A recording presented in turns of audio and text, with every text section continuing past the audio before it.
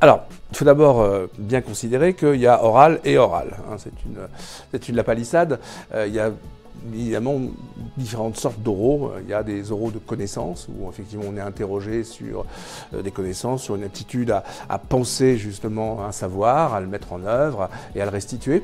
Ça, ce sont les oraux que les bacheliers connaissent bien. Hein, ce sont les oraux du bac, que ce soit pour les épreuves anticipées, ou bien les épreuves obligatoires, ou les épreuves de rattrapage. Donc ça, ce sont les oraux classiques. Et puis, il y a un type d'oral auquel les étudiants sont assez peu préparés au lycée, qui sont effectivement des entretiens plutôt que des oraux. Il n'y a pas de connaissances à restituer. On interroge le candidat sur son projet, on l'interroge sur lui-même d'ailleurs, sur ses goûts, sur les perspectives qu'il envisage.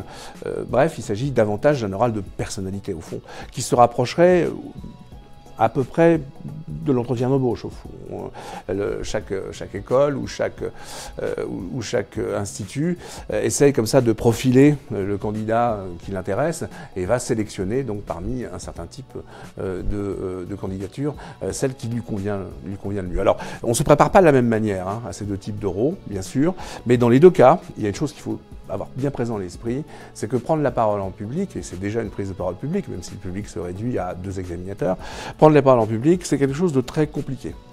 C'est une source de stress absolument incroyable et c'est compliqué pour 3 raisons. Et je crois qu'il faut les avoir vraiment bien clairement à l'esprit avant de commencer à s'y préparer. C'est compliqué d'abord parce que on n'est pas abrité par l'anonymat. C'est-à-dire que l'écrit, voilà, on a un numéro, c'est plus ou moins agréable de passer un écrit. Hein. Je ne dis pas que c'est forcément le plus beau moment de votre vie, mais en tout cas, vous n'êtes pas exposé directement. Là, vous êtes face à quelqu'un, vous allez lui parler, vous allez lui regarder son visage, vous serez les yeux dans les yeux. Et puis c'est vous qui êtes devant quelqu'un d'autre. Donc il y a quelque chose ici qui oblige à l'engagement, un engagement auquel on n'est pas forcément préparé. Donc ça c'est la première chose.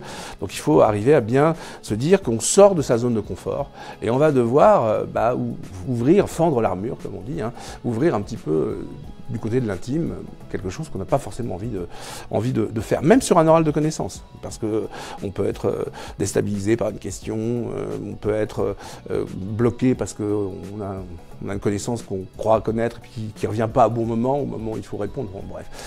Ça, c'est la première chose qui est difficile. Deuxième difficulté, la prise de parole en public est, je crois, le seul exercice qui oblige à la fois une maîtrise de la pensée, puisqu'il faut quand même faire attention à ce qu'on raconte, mais aussi une maîtrise du corps. Parce qu'effectivement, prendre la parole, c'est pas simplement une pensée qui parle, c'est aussi un corps, c'est des gestes, on accompagne. Voilà.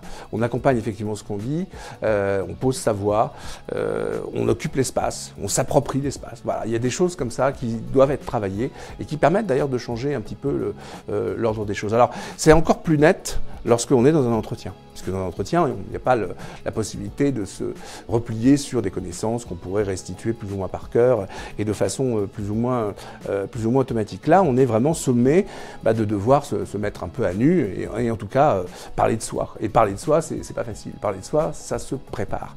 Alors, le conseil, si vous voulez, le plus important pour bien préparer un entretien, c'est d'abord se renseigner sur la nature même de l'institut dans lequel on va se présenter, puisque un oral d'école de commerce, c'est pas la même chose qu'un oral de Sciences Po. Sciences Po, c'est vrai qu'on attend un certain type de projet, un certain type d'ambition qui correspond aux carrières auxquelles prépare Sciences Po. Donc la première des choses qu'il faut faire quand on prépare un entretien de type Sciences Po, c'est d'aller regarder sur le site à quoi conduit Sciences Po, de façon effectivement à convaincre impérativement le jury que c'est à Sciences Po que ça va se passer pour vous et pas ailleurs, et que vous êtes là parce que votre projet personnel, votre projet d'études, ne pourra se réaliser qu'à Sciences Po. Donc vraiment commencer par convaincre le jury que Sciences Po est pour vous, non pas une possibilité parmi tant d'autres ou une sorte d'acte social, une sorte de reconnaissance familiale. Attention, ici à table, tous ceux qui mangent sont passés par Sciences Po, donc si tu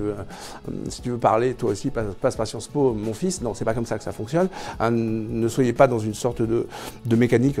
Par exemple, un argument qui est particulièrement mal vu, c'est ça consisterait à dire, je présente Sciences Po parce que c'est une ouverture vers une connaissance générale, ça me permettra de combiner des savoirs que j'ai trouvé intéressants au lycée, mais comme ça ne ferme aucune porte. Non, Sciences Po n'a pas vocation à être généraliste. Sciences Po prépare à des carrières, prépare effectivement après le collège universitaire, prépare effectivement à des masters qui sont certains très réputés et qui ont donc une spécialité très très clairement définie. Donc donner l'impression, et peut-être aller au-delà de la pression, donner l'impression effectivement d'être bien informé sur ce vers quoi conduit Sciences Po.